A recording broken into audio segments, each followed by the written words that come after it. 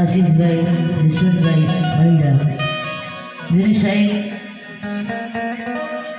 જિંદગીમાં કાંઈક નામના કમાઈ હોય ને અને લોકોમાં બહુ સહભાગી થયા હોય, કોકનું હારું કરવામાં બહુ ભાગ લીધો હોય ને સાહેબ, એનું ક્યારેય હારું નહીં થવાનું.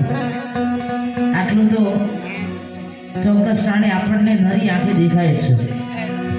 જેને કોકનું હારું કર્યું છે ને એનું હારું નહીં થવાનું, અને કોઈ થવા જો કદાચ થતું હશે તો કોઈ થવાય નહીં દે.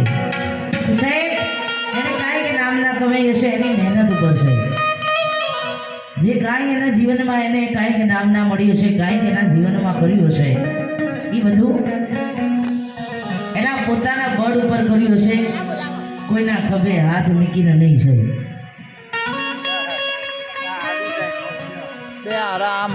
ખાસ બધા ભાઈબંધ મિત્રો, અમારો આદિ તુષાર, અરુણભાઈ, અમારા અભિષેકભાઈ, આ બધા ભાઈઓના આમંત્રણ માના બિરણી આવ્યા છે.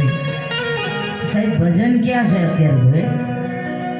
હા, ભજન તો ક્યારના થઈ ગયા છે, પણ ભગવાન કદાચ અમને નિમિત્ત બનાવતો હશે કે તમે ત્યાં સુધી પહોંચો છો કે નહીં. હગા હવ કહેવાના સાહેબ, પણ તમે ક્યાંક કોકનામાં ગયા છો. આ ભાઈ એટલું બધું બલિદાન આપ્યું છે ને, સમાજ કયો ગમે તે ઇવેન્ટના કોઈ પણ કાર્યની અંદર એનો ખૂબ મોટો ફાળો હતો. એટલે સાહેબ હજી તો ઘણા બધાને ખબર નથી કે આવું બન્યું છે.